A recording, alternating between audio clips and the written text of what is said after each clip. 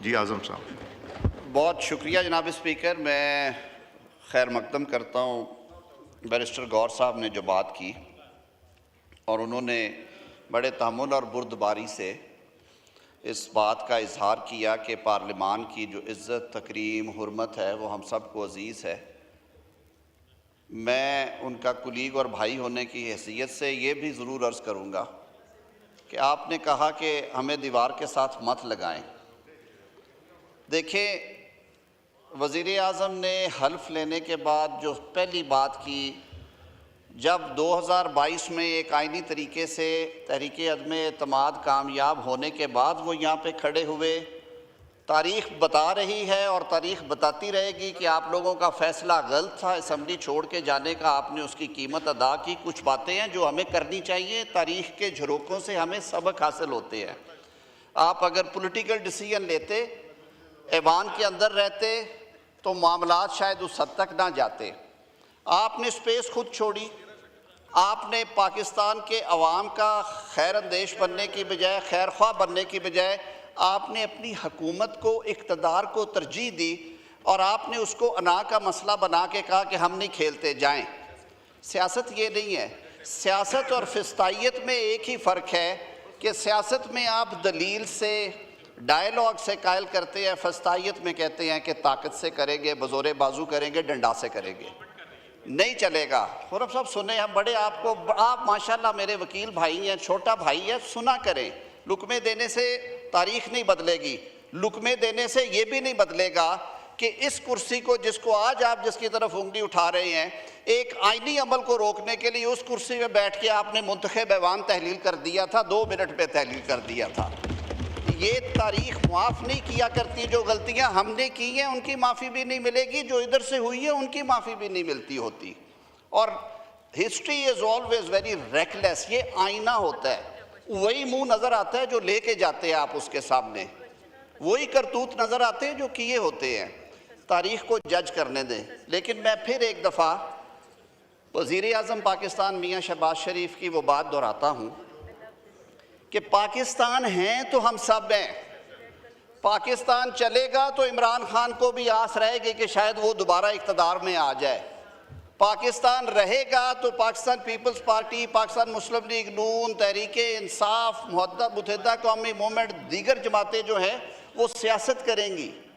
और मुल्क को चलाने के लिए ये वो जंक्चर्स होते हैं तारीख़ में जहाँ पे आपको इकट्ठे मिलके थोड़ा सोचना पड़ता है, ना कि आप सिर्फ अपनी बात करते हैं, उस पर खड़े हो जाते हैं।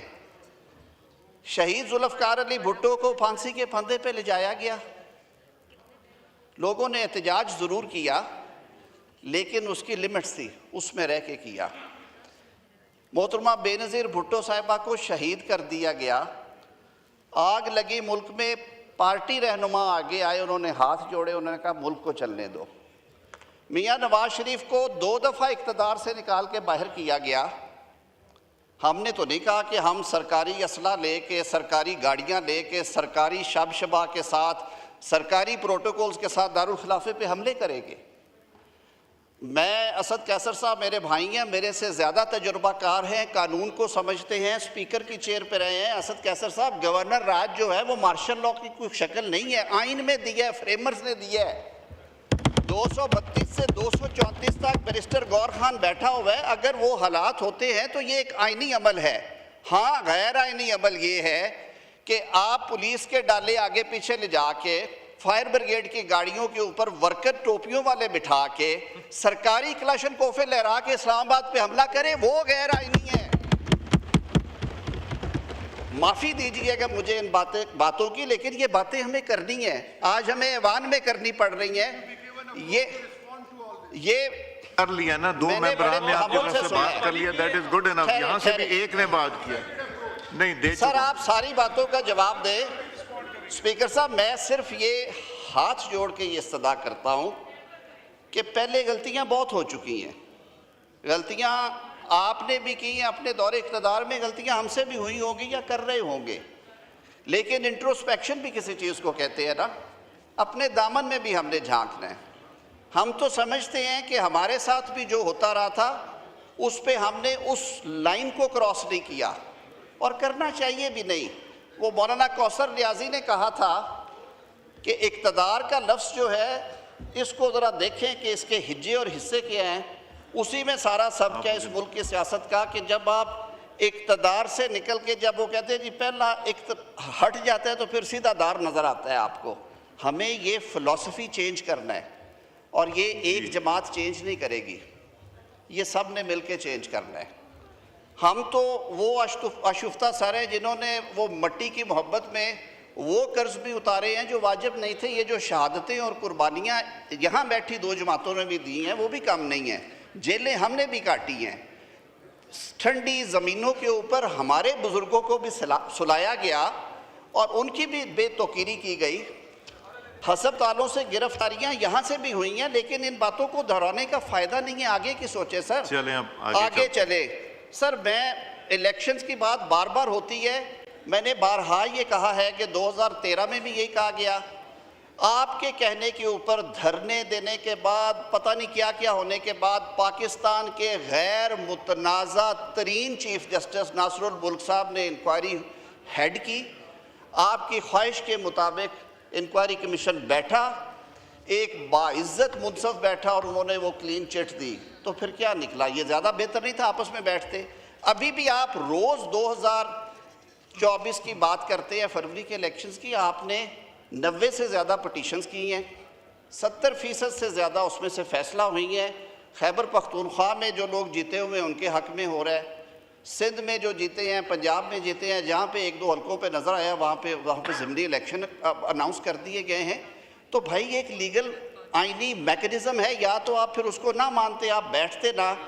तो खुदा के लिए इस मुल्क का सोचें। 25-26 करोड़ लोग इस मुल्क में बसते हैं। आने वाली नस्लें, जो बच्चे बैठे हुए थे, ये क्या सबक लेके जाते हैं? स्पीकर साहब, तो आप कोई ऐसी बात करें जिसमें कि आप लोग बैठ के आपस में सर बात करें कि हमें सॉल्यूशन क्या है। मैं सर फिर दोहरा रहा हूँ कि वज़ीर आज़म पाकिस्तान मियाँ शहबाज शरीफ साहब ने एक दफ़ा नहीं बारहा कहा है, हमारे पीपल्स पार्टी के दोस्त भी यही बात करते हैं कि सियासत का एक असलूब है, और असलूब ये है कि आपने मिल बैठ के मामला हल करने हैं, तय करने हैं। जो मैंने अर्ज़ की है, चढ़ाइयाँ करने से, जुलूस लेके आने से, धमकियाँ देने से ऐवान फतह नहीं होते सर। ऐवान इंशाल्लाह ये पाकिस्तान के अवाम का मुंतखब ऐवान है, ये इसी तरह रहेगा। हम सर हाज़िर हैं, आप जब बुलाएंगे हम आएंगे। आपकी जो हदायत होगी उस पर अमल होगा, ये हुकूमत की कमिटमेंट। अब आप लोग ज़रा बैठ जाइए, आज ही बैठ जाइए, ताकि असद साहब आपने भी बात की, गौहर साहब ने भी बात की, नूर आलम साहब ने भी बात की, आज़म साहब और रफ़ीउल्लाह साहब ने। मेरा ख्याल है गुफ्तगू बहुत हो गई है, और हर एक ने एंड में बात एक ही की है कि जी बैठ के बात करें, मुल्क के मसाइल हल के।